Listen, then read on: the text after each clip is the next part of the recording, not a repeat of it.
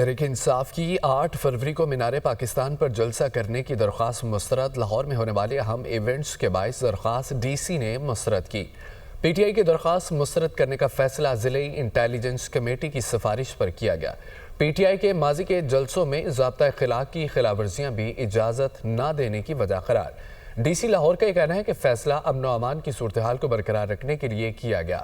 لاہور میں 7 فریقی one day series کا انعقاد ہو رہا ہے۔ تحریک انصاف کی 8 فروری کو مینار پاکستان پر جلسہ کرنے کی درخواست مسترد کر دی گئی۔ لاہور میں ہونے والے اہم ایونٹس کے باعث درخواست ڈی سی نے مسترد کی ہے۔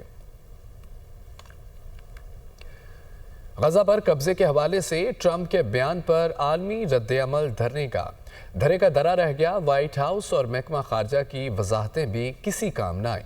امریکی صدر ڈونلڈ ٹرمپ نے سوشل میڈیا پر ایک بار پھر غزہ پر قبضے کا بیان دہرا دیا۔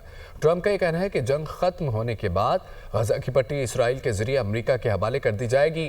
تب تک فلسطینی شہری نئے اور جدید گھروں کے ساتھ کہیں زیادہ محفوظ اور خوبصورت علاقوں میں دوبارہ آباد ہو چکے ہوں گے۔ انہیں در حقیقت خوش، محفوظ اور آزاد رہنے کا موقع ملے گا۔ امریکی صدر کا یہ بھی کہنا ہے کہ امریکہ پوری دنیا کی عظیم ترقیاتی ٹیموں کے ساتھ کام کر رہا ہے۔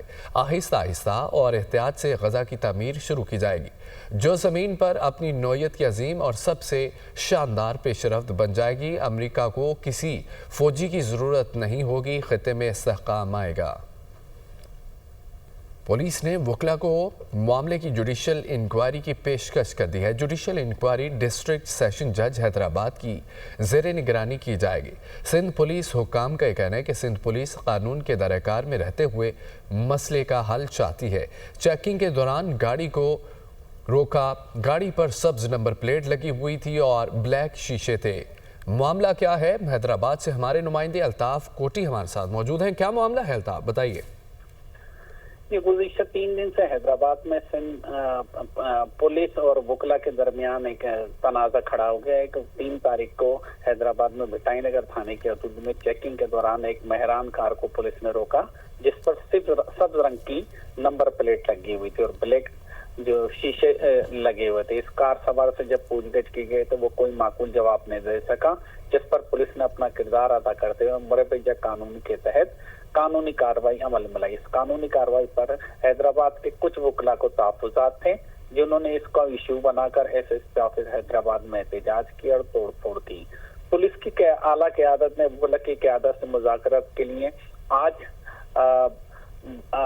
جمعرات کے روز 12 بجے بار میں جا کر مذاکرات کرنے کا وقت طے کیا تھا۔ اس معاملے کو خوش اسلوبی سے حل کیا جا سکے، لیکن کچھ وکلا کی جانب سے یہ شرط رکھی گئی کہ آپ اپنے ساتھ ایس ایس پی حیدرآباد کا ٹرانسفر آرڈر لے کر آئیں تو ٹھیک، ورنہ آپ کو آنے کی ضرورت نہیں۔ اس بات چیت کے عمل کے دوران ہی کچھ وکلا نے حیدرآباد بائی پاس پہنچ کر اسے بلاک کر دیا اور جو احتجاج کا سلسلہ وکلا کا موٹر وے M9 کے پر مسلسل جاری ہے، جس کے باعث پاکستان بھر میں جانے والی کراچی اور پور پاکستان بھر میں جانے والی گاڑیاں دونوں اطراف کے روڈ کے اوپر روک لی گئی ہیں۔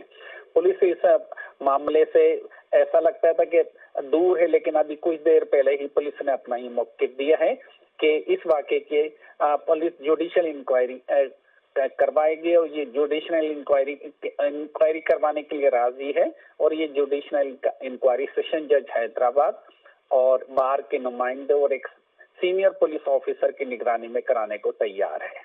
بہت شکریہ الطاف، اپڈیٹ سے آگاہ کرنے کے لیے۔ عالمی منظرنامے سے خبر یہ ہے کہ چین کی انسانی بنیادوں پر فلسطین کی کھل کر حمایت۔ غزہ فلسطینیوں کی سرزمین میں جنگل کا قانون نہیں جس کو نشانہ بنایا جائے۔ غزہ کسی سیاسی سودے بازی کا آلہ نہیں ہے۔ چین غزہ میں نہتے فلسطینی شہریوں کو نشانہ بننے کی شدید خلاف ہے۔ چین فلسطینیوں کے قومی اور انسانی حقوق کے لیے اپنا کردار ادا کرے گا۔ چینی وزارت خارجہ کی جانب سے یہ کہا گیا، چین کی انسانی بنیادوں پر فلسطین کی کھل کر حمایت کی گئی۔ غزہ فلسطینیوں کی سرزمین ہے، جنگل کا قانون نہیں ہے جس کا نشانہ بنایا جائے۔ غزہ کسی سیاسی سودے بازی کا آلہ نہیں ہے۔ روس عالمی بارڈر یا یارس بین البراعظمی بیلسٹک میزائل تعینات کرے گا۔ روسی وزارت دفاع کا یہ کہنا ہے کہ روسی فوج کی وولگا کے علاقے میں بین البراعظمی بیلسٹک میزائلوں کے ساتھ مشقیں جاری ہیں۔ یارس بیلسٹک میزائل مغربی ممالک کی سرحدوں سے 100 کلومیٹر کے فاصلے پر اسٹیشن ہے۔